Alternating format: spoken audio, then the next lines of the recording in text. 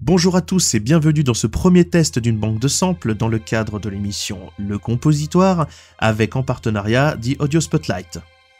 Alors aujourd'hui nous testons la banque de samples Soaring Strings, ou Soaring Strings en français, qui est une banque de cordes qui comprend des basses jusqu'au violon, avec pour point fort les legatos, c'est-à-dire les ligatures entre les notes, quelque chose de relativement dynamique que j'ai eu plaisir à tester, et on est donc parti pour ce premier test. Alors ce qu'il faut savoir, c'est que déjà il n'y a pas de staccato, il n'y a pas de dynamique short. Ici vous aurez uniquement des notes longues, c'est-à-dire des parties legato, donc avec des instruments virtuels de legato, et des instruments de sustain, c'est-à-dire de notes longues sans forcément avoir des legato. Malgré tout, ça vous permettra de créer rapidement et facilement en peu de pistes, donc 4 ou 5 comme sur la vidéo, un ensemble orchestral de cordes. Pour commencer ce test, j'ai pris 4 pistes. La piste des violons legato en bleu, la piste de toutes les cordes en notes longues en vert, la piste des violas legato en jaune, et ainsi que la piste des violoncelles legato en violet.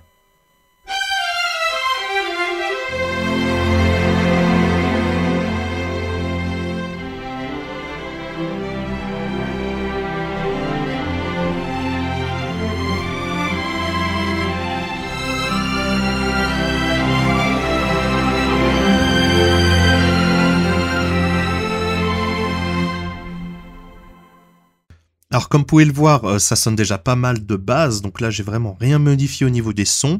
Franchement, au niveau du son, j'étais vraiment très content la première fois que j'ai testé. Là on va fractionner un petit peu pour que vous entendiez un peu comment ça sonne piste par piste.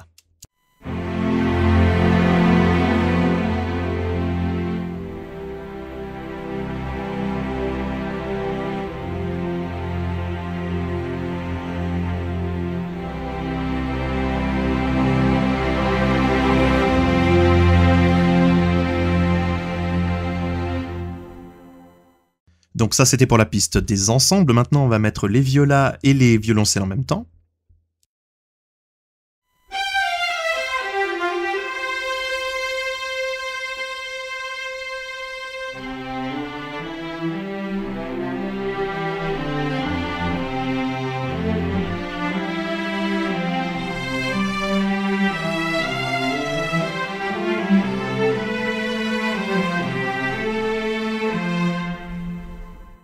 Puis les violons et les violas.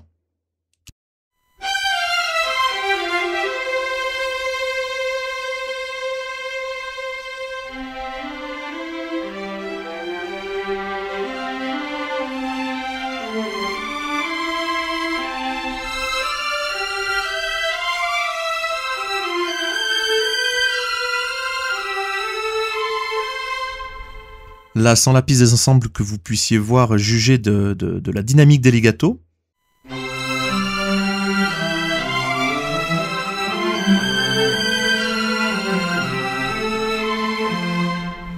Puis avec.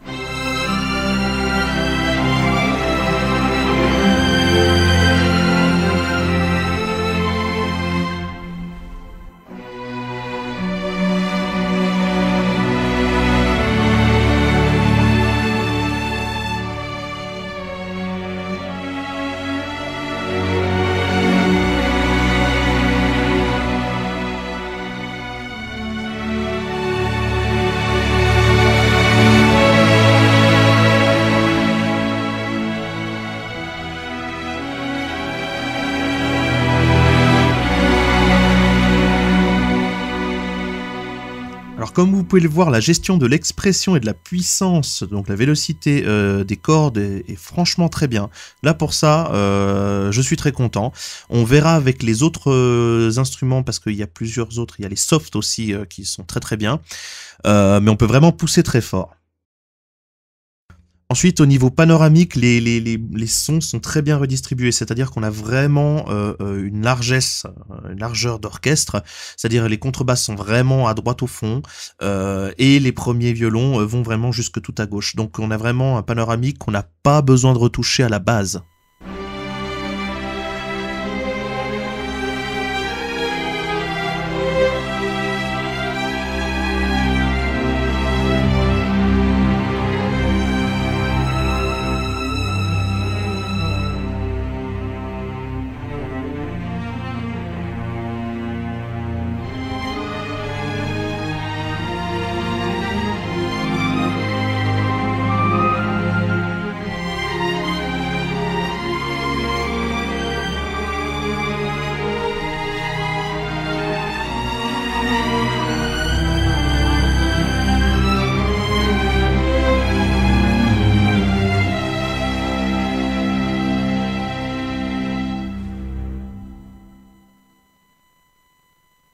Alors attention néanmoins à ne pas surutiliser la vélocité et la puissance de l'ensemble des notes longues, parce que si on ne retouche pas, ça peut saturer si on met trop de fréquences ensemble.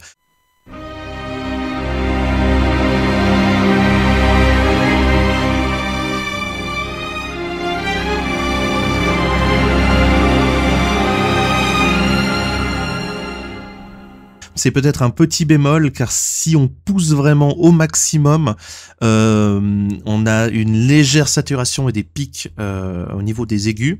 Alors, pour cela, justement, il y a les autres patchs qui sont ceux des cordes légères soft, que je vais vous montrer là maintenant, avec la partie violon uniquement.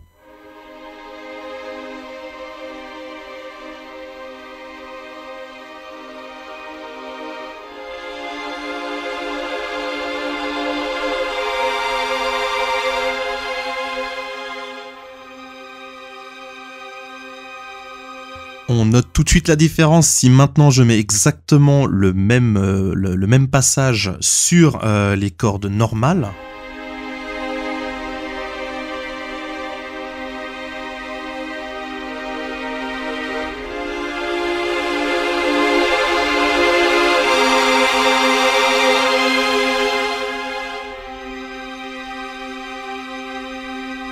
Alors on sent bien que l'exagération de vélocité se fait tout de suite ressentir. Dès qu'on redescend, ça va, mais si je mets la vélocité à son maximum comme là, ça sature un petit peu. Maintenant, on prend l'ensemble soft et vous verrez que ça sonne tout de suite mieux.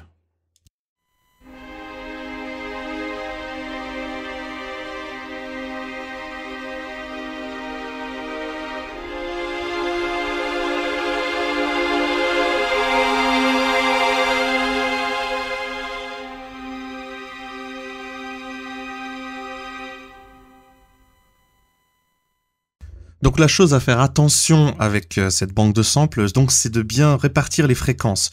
Du moment où vous avez donc mis des accords sur les cordes soft, vous pouvez ensuite remplir avec du violon, du viola, etc. Ça vous laissera la place, parce que si vous mettez un ensemble de cordes qui jouent trop fort, normalement il n'y a plus de place pour des violons solo ou une partie de violon 1 ou violon 2. Vous allez voir tout de suite ce que ça rend dès qu'on rajoute des cordes, que ce soit violon, viola et ensuite les basses.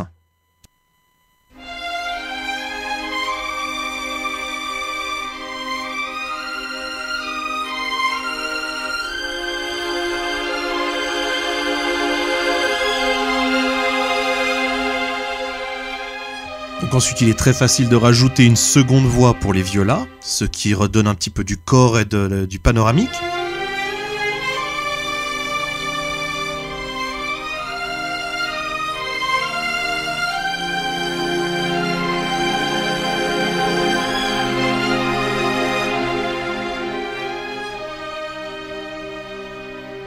Puis on rajoute les basses sur la piste des cordes longues normales, ce qui va donner du coffre.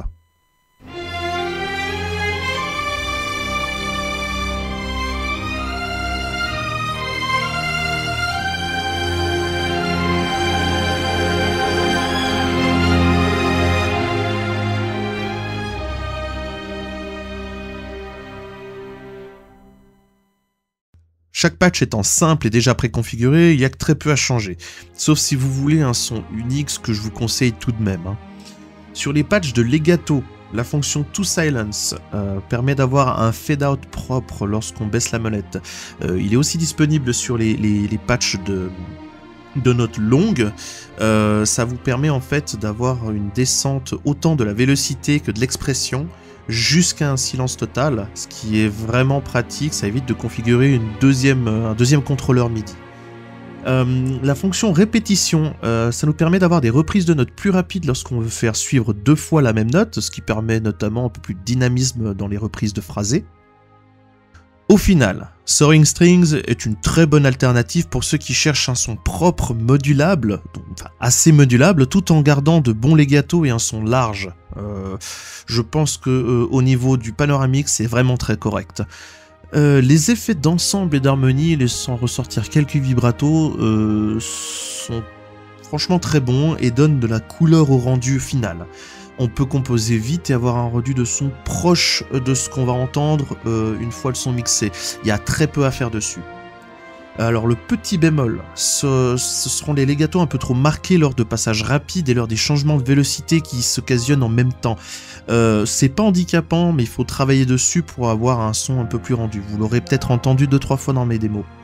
Un gros plus est sa faible demande en ressources. Les samples se chargent très vite et ne prennent pas la moitié de votre mémoire. Le rapport qualité-prix personnellement m'a séduit, même si je pense qu'un petit discount serait pas de refus, car à l'heure actuelle c'est à 249$, ce qui vaut à peu près 210 €. On espère que Musical Sampling nous pondra une banque de cordes spéciale staccato et notes courtes pour parfaire l'ensemble.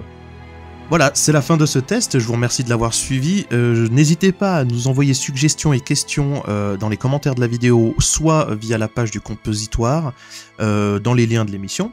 Et je vous retrouve très vite pour un nouveau test. À bientôt!